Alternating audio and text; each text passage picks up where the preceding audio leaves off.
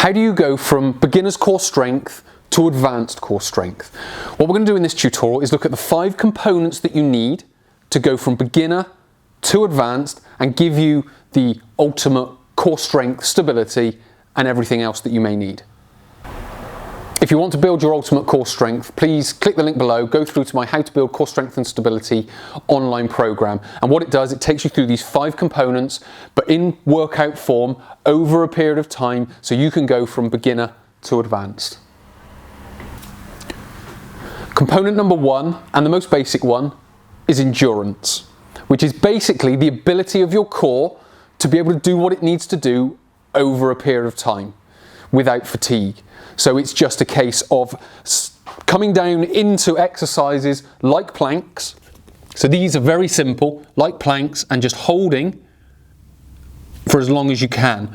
Now, there are ways of starting and progressing, and you've got to understand where to start. So the easiest start would be on the knees. So that would be the easiest start. But also, if you want to make it slightly easier again than just holding for 30 seconds, you would hold for say 3 lots of 10-second blocks with a 5-second rest in between. So you go 10-second hold, 5-second rest, 10-second hold, 5-second rest, 10-second hold. There's your 30 seconds. Once you've got to that point, what you can then do is do the same, but 10 seconds in a full plank, 5 seconds in a kneeling, 10 seconds in a full plank, 5 seconds in a kneeling, 10 seconds in a full plank. So all these ways, or all these little progressions, are helping you build the endurance. Because what you don't want to do is completely fatigue the torso. What you want it to do is you want it to feel a little bit of a burn and then take it away. Feel a bit of a burn, take it away, and build its ability to withstand that fatigue. So by doing the little intervals of 10 seconds, you're building that infrastructure in the muscles to engage, create the waste product, then take it away, and then engage, create the waste product, take it away.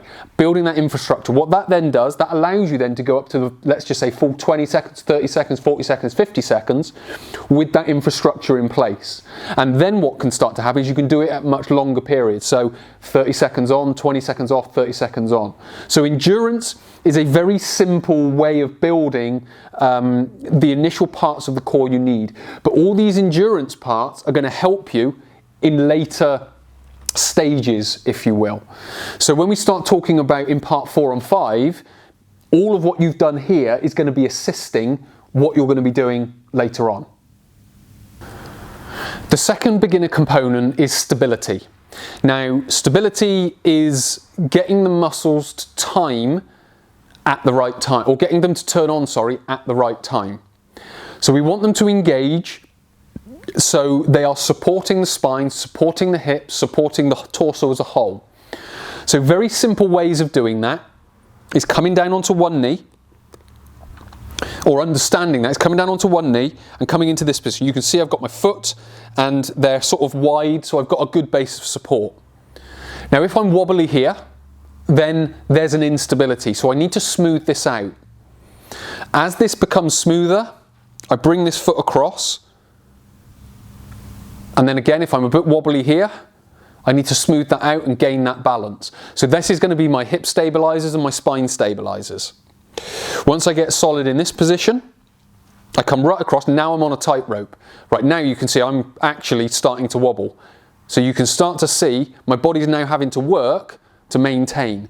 Now the more I wobble, the more instability. The less I wobble, the more stability. So you can see I'm able to be in this posture and be relatively steady. So it shows there's a good level of stability there.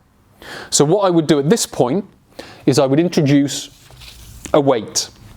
And all I'm going to do, now this doesn't have to be a heavy weight, all it needs to introduce is a shifting of my central gravity, because that's what my muscles are responding to. So I'm going to go a little bit wider, and I'm going to again go wide, and then we're just going to pass this around the head. Now again, that's quite smooth. What also comes from stability is smoothness of movement. If you've got good smooth movement and relaxed breathing, then you've got good stability. So if I bring it across, so I'm starting now to move, I've got to go a little bit more or a little bit slower, and I've got to be a little bit more controlled. I've got to think about what my whole body is doing. So you can start to see this is starting to get a little bit more or a little bit harder for me. And there we go. So we can start to see now what this stability is doing. So again, I've slowed down again. And if I do start to lose my balance, I can just pause, regain it, and go again. But now I've got to concentrate, and I can't talk as regular as I was before. So I'm building that stability. So the two main beginner components is endurance and stability. If we can get those in place, we can start to build on top with other exercises, which we'll come on to in part number 3. Component number 3 is strength. So this is the ability of the torso to contract and the amount of force it can use to contract. So we want to sort of hold heavy-ish types of weights. Now for some people doing a plank, strength could be the initial part, just getting into the position and using that strength. What we then need to be able to do is get up into the position, which is strength, and then build the endurance and stability on top of that. That's why these first 3 sort of work together. There's no real order to them. You need to work on all of them at the same time. But as the example of that, what I'm going to do is just use this. So this has got 3 plates and just that additional plate on top. But here, there's not much force, it's not terribly hard. But as soon as I straighten my hands, now it's really starting to work. And I'll come in and it would hold. Now with regards to my online program, for the first 12 weeks, it's all body weight. So you don't have to worry about equipment or anything like that. So this bit doesn't really count within the 12-week program. But as the example of strength, I'm able to hold that position. Obviously strength is about initial force. If I then stick another couple of plates on there, I'm going to need to require that much more strength to be able to go from here and out and back in, and then I can continue on down, generating more and more strength. So from the perspective of core strength, that's what you're kind of looking for, just the ability to get into the position. So as a start to the program, it may be just being able to get into a kneeling plank or a side plank. So you need to build that strength first to get there. Once you've got there, you then build the endurance into it. And then with other exercises, you've got the stability aspect of it, which will help the strength and the endurance. So there is no first one as a linear. You need to build endurance first, then you need to build this first, then you need to build that first. These 3 sort of work all at the same time, but you do need these 3 before you do the next 2, which we're going to talk about. So that's component 4 and component 5. So you do need an initial strength, you do need an initial endurance, and you do need an initial stability. This is what happens in the first 12 weeks of the program. This is what we build. When it gets to the next part of the program, we start to build these next 2 components. Component number 4 is what I call strength stability. So if we take the example, strength is the initial force, stability is the smoothness of movement and the maintenance of posture. So how do we do this? We come down into a plank and we lift an arm up. Now, strength stability is the ability to hold that position whilst lifting an arm up. Because the strength is the holding the position. You've got the endurance if you're doing it for a long time as well. With regards to the stability, it's when you lift the arm off the floor. Because the key to this exercise is keeping the hips centered. When you keep the hips centered, you don't get any of the compensations. So muscles have to work that much harder. So what you see a lot of at the start is you'll get people and they'll be like this. That's a compensation. That's because my muscles can't hold the position of the body. So they have to compensate and put it somewhere else. If we can maintain that position, we've got good strength because we're holding it. If we need to be able to do it for a long time, because again, we don't need to be able to do this for a long time. We could just do 1 rep and 1 rep. So we've got the strength and we've got the stability. So we've got the strength to hold it and the stability for the right muscles to turn on at the right time when I lift this arm up to maintain the position of the pelvis to give me the strength stability that I need. What we do start to do, we start to introduce this in the first 12 weeks of the program, but when we get to the second part of the program, that's when it really takes it up a level, because we start doing much more of this type of training and of component number 5. Now, component number 5 it's a lot more dynamic, and it's pulsing and elasticity. Now, it's key to understanding how this works and why it's a part of this type of program. So with regards to pulsing, there is no complete relaxation of the core, but there is an additional contraction and a gradual relaxation of muscles. So as we do certain movements, so for example, if I just use this kettlebell as an example, if I was to go around and up, like so, when I catch the weight at the top, it will contract.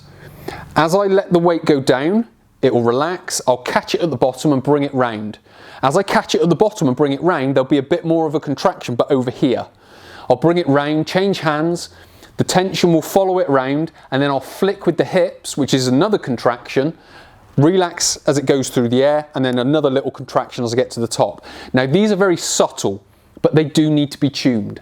And this is now more advanced type of core training. So as I go through this, albeit a very sort of quick movement, you can start to experience this pulsing effect from the torso.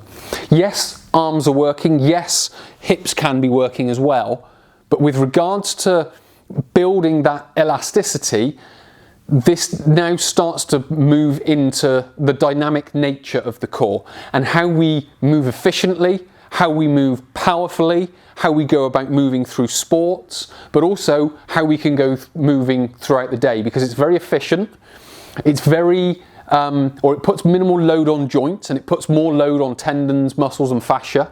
So it helps maintain good joint health, but you've got to be able to perform it correctly. Another one, which is to hold it like so and then throw it over the opposite shoulder. So we're going like this. So again, what you can feel is as I throw it up, contraction. As it goes through the air, relaxation. As I go to pull it back down, contraction again. And then relaxation, contraction, relaxation, contraction, relaxation, contraction. So all the time I'm pulsing.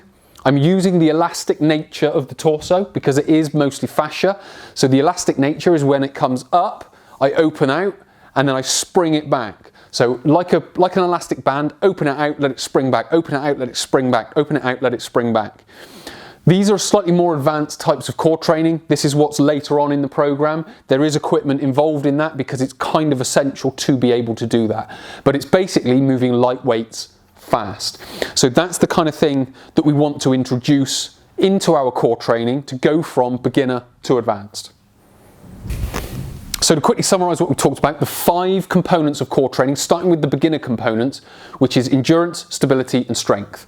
There is no real number 1 out of all this that we need to work on in a linear fashion. They kind of work together, but it depends on your starting point. But basically, endurance, stability, strength. Then we start to get into the more advanced types of components, which is strength stability, which starts to make the core dynamic and the muscle contractions dynamic. And then we get into the pulsing and elasticity, which is the movements of weights and creating the elastic band effect within the torso. Many thanks for watching. If you found this content useful, please do hit the like button. If you've got a comment or a question, please do leave it down below. If you've learned something new, please do hit the thanks button. And if you want to watch more content like this, please do hit the subscribe button and the bell icon and you'll be notified when I release my next tutorial.